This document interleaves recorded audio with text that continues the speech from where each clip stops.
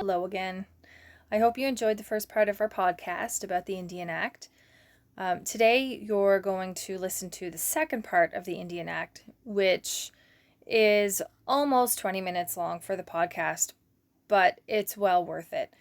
Today, you're going to learn more of the specifics of the more of the specifics of the Indian Act, and you're going to be filling in a timeline on Microsoft Forms. So I want you to listen to the podcast. Then I want you to go to Microsoft Forms, and in Forms, what you're going to do is fill in the timeline. So there are lots of dates for you to fill in. One of them is there twice, and it's twice on purpose because there are two important things that happen during that. Well, it's not one date, but it's a range of dates. So there's one that is there two times, and I want you to fill in two things for that one. So I'm going to play the second part of the podcast for you, and then you can fill in the forms. So you can have forms open while you're listening to the podcast, and you can have the podcast playing in the background. And you can also have the transcript open, and there's a link for the transcript in D2L. And you can follow along. You can use the transcript to find the dates and also listen to the podcast while you're going. I know they talk really fast. I even had a hard time keeping up with some of the dates. But if you have the transcript in front of you, it makes it just a little bit easier to be able to follow along and find the dates. So I'll put the podcast up. I want you to listen to it, and you can get your notes for the timeline in Microsoft Forms.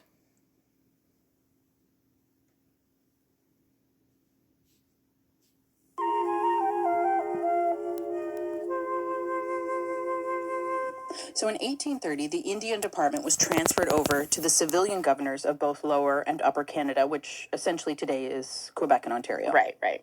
And so that means it's no longer under the military. The Indian Department is now run by the government, so just civilian dudes. Yeah. And so the next sort of piece of paper that we see coming into play that leads towards the Indian Act is called the Bagot Commission. And what was that? Well, the Bagot Commission was named after Charles Bagot, the Governor General of British North America. So the Governor General is the Queen's stand-in in Commonwealth countries, which we are one of. So the commission was formed to look into the activities of the Indian Department. And when it concluded in 1844, it had one big takeaway. And what was that? Well, that the Indians needed to be civilized, and that assimilationist policy, including the establishment of boarding schools far away from children's communities, should be utilized. Okay, so residential schools. Yes, residential schools. Now, since the Truth and Reconciliation Commission, many Canadians are aware of residential schools. But if anyone doesn't know, a little refresher.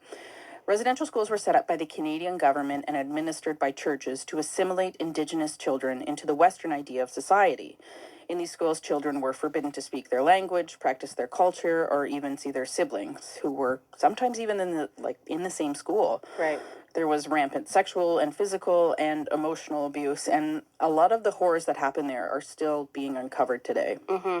And felt today. Yeah. Some estimates say that 150,000 students attended the schools while they were in operation between 1883 and 1996. Yeah. There are so many good resources and films online, and we will link to some on our website if you want to learn more. In 1857, the responsibility for Indian affairs had passed from Britain to the province of Canada. Wait. Because don't forget, we're pre-Confederation here. Right, so it's a province of Britain. Yes. Essentially, yes, right. Okay, yes. Gotcha. And so one of the first items of business that they had, this new department, was to pass a statute called an Act for the Gradual Civilization of the Indian Tribes of Canada. This now meant the province of Canada was in charge. The Gradual Civilization Act really was the precursor to the Indian Act. It held many of the same ideals, and it sought to push enfranchisement on Indigenous people. Now, enfranchisement, that word, it's usually connected with something good, like getting the right to vote or being able to participate more in a free society. But in the case of the Indian Act, it meant that Indigenous people could become citizens, but they would have to give up traditional rights and go against the agreement they had in place through this royal proclamation and the Treaty of Niagara. Remember that wampum belt we were talking about? Yes, exactly. The act wanted Indians to become citizens. If an Indigenous man was 21 years or older and could prove that he didn't have debt, could speak English or French, was quote unquote of good moral character, he could be given land for farming. If after a year he was able to prove that he was living as a white man, he would be considered civilized and granted his land, and then he could vote. And so, what were the tests to see if you were a successful white man? Like, how many craft beers you could name, How you looked in khaki shorts. how many prog rock albums you owned, or what your vinyl collection contained, mayonnaise consumption, How many CFL games you've been to? how many Wes Anderson films you've seen. Ooh, good one. Okay, so what happens if you didn't want enfranchisement? Well, you would be considered a ward of the state, kind of like a child, incapable of making your own choices and living freely. But I should mention, enfranchisement at this time was only for men. Oh, right. Hold on to your bonnets, ladies, because you aren't people yet. No, you are not. And so the thing is, many Indigenous people didn't want to become enfranchised, and they rejected it. As early as 1858, just 1 year after the act was introduced, Indigenous people from Kahnawake, Akwesasne, Oneida, Bay of Quinte, Walpole Island, Rice Lake, and Alnwick met to discuss their dissatisfaction with the act. The act was a giant failure, with only one man seeking to be enfranchised, and even then he was denied. Why? What was the government like? Nah, not. It was actually his band. They were like, no, you can't do this. Yeah, okay, that makes sense. No. Oh. Yeah. So, all of these different nations, and we should say there were so many, and still are, many different nations living on the land at this time. Yeah. They're all getting together, and they're obviously really concerned about this excessive control that these white people and England, who's just shown up, by the way, is having on their land and their lives. Yeah, but it didn't really matter because Canada was sort of heading straight for a confederation, full speed ahead, and that meant securing land for expansion west, and that was going to be done by any means necessary. This would actually sadly be a really good docu-series for a true crime podcast. Confederation, move over. This is the scariest thing you'll hear in a long time. Yeah, Johnny's back, and he's drunker than ever. So in 1867, we have Confederation happening. And hot on the heels of that, in 1869, we have the Gradual Enfranchisement Act. And what was that? Well, after Confederation, the Canadian government really wanted to speed up assimilation. They wanted it to take a little faster. So they restricted the band rolls or membership rolls. Rolls are... It's short for enrollment. Okay, Yeah, gotcha. and it would refer to anyone who could claim membership to a band or what used to be called a tribe. So why would the government want to be in charge of this, though?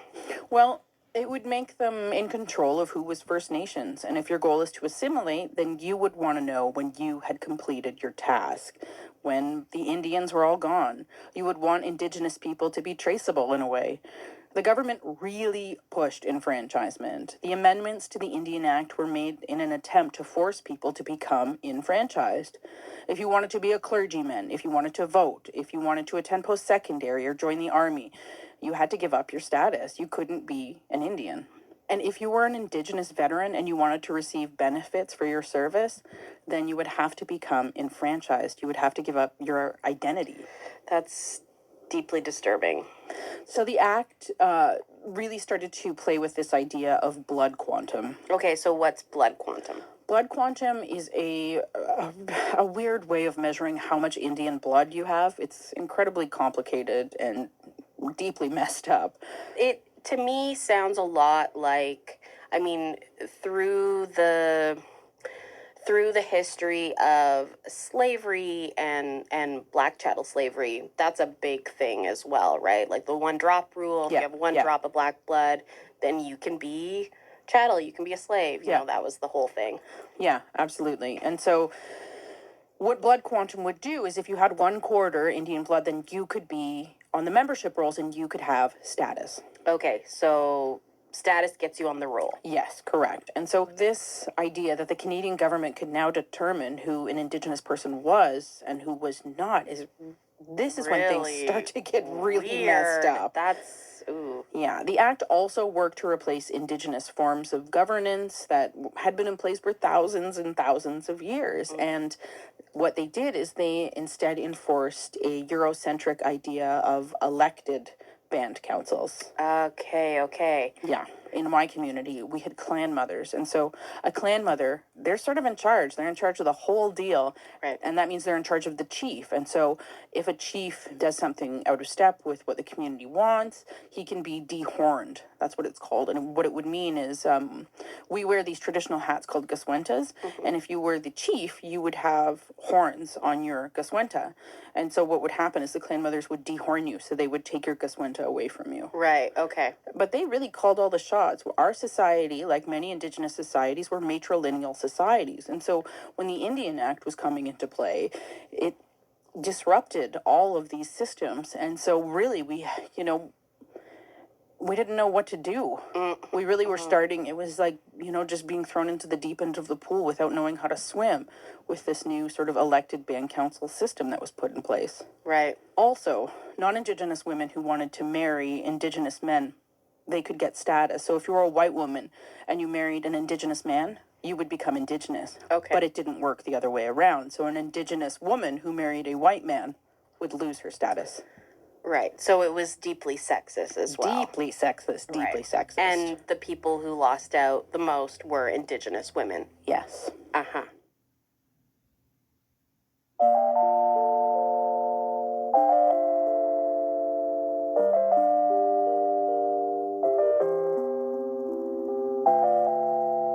So in 1876, what we have is Canada sort of working towards finding a policy where they can successfully assimilate Indigenous people. So they take sort of these pieces of paper that they had been, Right. So all these things we were just talking about, Yeah. like all of these different policies, they're now going to merge and morph all of this terrible into the Indian Act. So the Indian Act administers status, it controls the band council, it manages reserve lands and also reserve funds.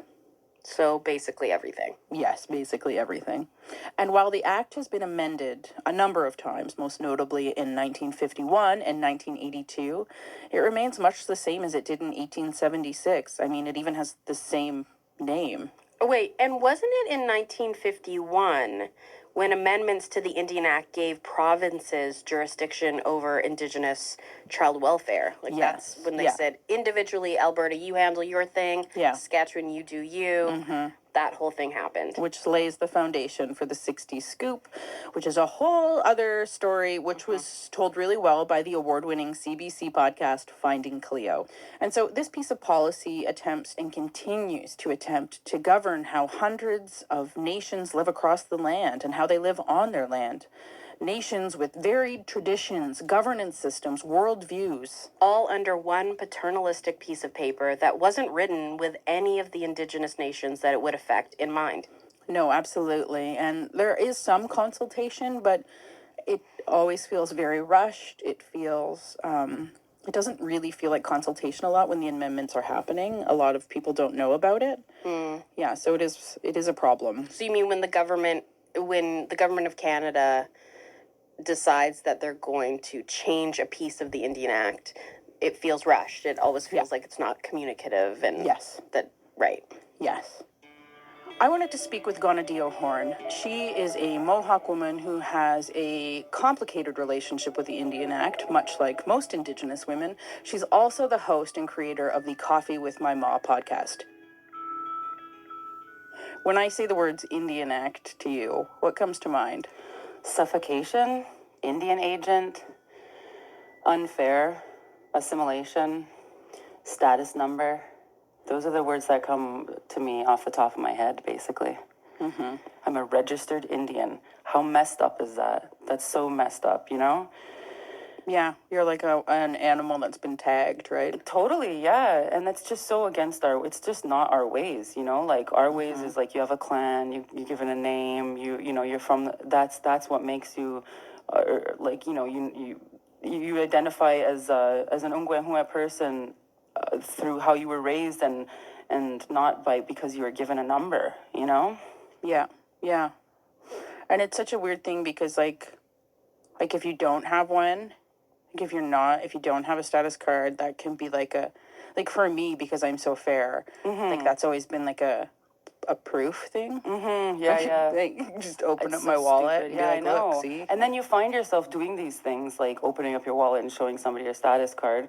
And you're just like, oh, God, like you feel dirty afterwards. Like, did I really just have to do that? But yeah, I did because, Do you think the Indian Act should be abolished? oh, yeah, 100%. Yeah. I think it definitely should be abolished and we should all be able to run our nations the way that we used to friggin' run our nations. We're all smart enough to do it. I mean, I remember it blew my mind when I was a kid, when we were in high school and learning about what an Indian agent was. And like, even today I was like riding around and the Indian agent's house, I think, is still there.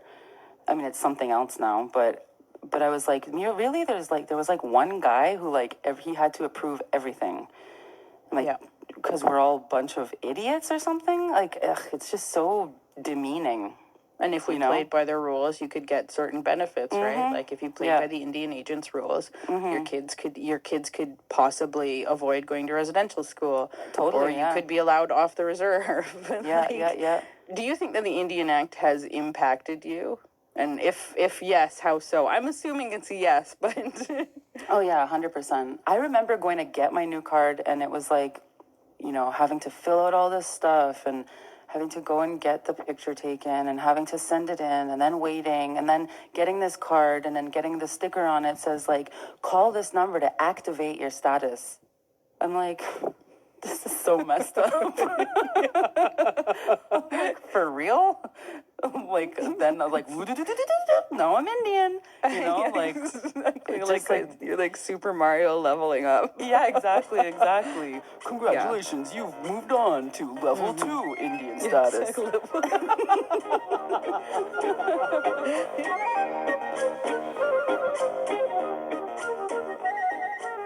I think the way Ganadio feels, where, we kind of laugh about it and we think it just sounds so ridiculous to say, but plenty of things about the Indian Act are ridiculous. So I got some examples from a really great book called 21 Things You Might Not Know About the Indian Act by Bob Joseph. I thought we would go through some of them. You're gonna quiz me in a way? Well, A little kind bit of of. a quiz. Okay. Okay. I'm ready. The Indian Act prohibited Indians from hiring legal counsel between the years 1927 to 1951. So no one could hire a lawyer. No, it's like if you wanted to have a land claim. Oh, right. Very Nope. convenient. Yes, very Okay. convenient. Bad. Boo. The Indian Act prevented Indians from entering a pool hall from 1927 to time undetermined. So why was that? Is it like in 1926, an indigenous man went into a pool hall, won a game, and then someone was like, you know what? We're gonna legislate them out of here. Yeah, exactly. No more pool halls for you. And I still don't know if I'm allowed in a pool hall or not. I mean, we should check on that. Yeah, exactly. Just break down these barriers once and for all. Yeah, let me just walk into a pool hall and feel safe for once in my life. Yeah, right. Yeah. The Indian Act forbade Indians from forming political organizations from 1927 to 1951. This is so shady. No, right? So between the years 1918 and 1985, the Indian Act leased reserve lands to non-Indigenous people. So, wait. Reserve lands, which are Reserves. reserved for indigenous people. Yes. The little piece they were given Yes. left. They were still leasing off parts of it, giving it away to white people to just do whatever they want. Yeah, to anyone they wanted to. The Indian Act also installed an Indian agent on reserves to implement government policies such as ensuring children attended residential school. Weren't they also in charge of giving out passes to people on reserve so they could leave, kind of like a hall pass, except kind of genocidal? Well, not exactly. It's kind of, this one's a bit of a tricky one because the passes weren't a part of the Indian Act, but they were used. They weren't even law, but the practice was used by the Indian agent, and it was used as a way to sort of track the movements of Indigenous people. And this was actually the subject of a really fantastic movie called The Pass System by Alex Williams, and we will link to that on the website as well. So many links. I know, so many. Okay, so that's also, it makes me think of something really interesting when we get into the ideas of passes and status cards. It's really well known, well, by some, that by the 1940s, South Africa began shaping apartheid based on Canada's Indian Act and the Indian Reserve System. So, apartheid was this policy, a policy that governed relations between South Africa's white minority population and the black and brown non white majority. It implemented one of the most punishing and drastic forms of racial segregation and political and economic discrimination of black and brown people. And by the 1980s and the 90s, pretty much earned the world's derision. So, all those years Nelson Mandela spent in prison, it all started with Canada. Exactly. The Indian Act also declared ceremonies like the potlatch and the Sundance illegal between the years of 1884 and 1951. So, potlatch is a dance, is that right? Potlatch is a ceremony. There's a bunch of parts of it. I'm not from the West Coast, so I don't think I can speak to it fully. It's a ceremony. It is a ceremony. So It is a ceremony. ceremonies, they were big into Yeah. banning ceremony, Yes, dances, dances, singing. drumming. Yeah, again, adult. anything that would make your culture distinctive, Right. and yours. So it They was want really gone. also about, it seems like a lot of this and a lot of these policies are about implementing forgetting. We want you to forget who you are. That's a really good way of putting it. Implementing forgetting. Yeah. The Indian Act also renamed Indians with Eurocentric names, with European names. Oh, yeah. Well, this is more of that. And I mean, and you know what the thing that really pisses me off? Let me talk about it. Is that a lot of Europeans were coming here and changing their name to be more waspy or whatever, right? So it's like you didn't even like your own names and you're giving them to other people, Yeah. you know? I know. There's so many cool names on my reserve. Like, for my community, there's some really cool names, and I am a Johnson. Like, there are Skywalkers and there are Smokes. Yeah. Instead of having anyway, I'm a Johnson. Right. I mean, it has a certain panache. Don't knock it. No, it's fine. You know, I'm cool. Skywalker or I'm cool with my Johnson, name. obviously you know which one you're going to pick. That's all I'll say. All right. Yeah. So this next one's really not surprising after everything we've talked about, but the Indian Act helped to deny status to Indigenous women. Right. And I know that's true and yeah. it's terrible. Yes. So after learning about all of these horrible facts about the Indian Act, I really wanted to talk to someone who went through the process of getting her status back. And that's where we stop for today. Your task, if you haven't done it yet, is to go to Microsoft Forms and fill in the timeline. You may need to listen to the podcast again, or you can look at the transcript. It has all of the dates in it. Remember, there is a date range that's there twice. It's there twice on purpose because two things happened. Don't forget to hit submit on Microsoft Forms when you're finished, and don't forget to put your first name on the very first question.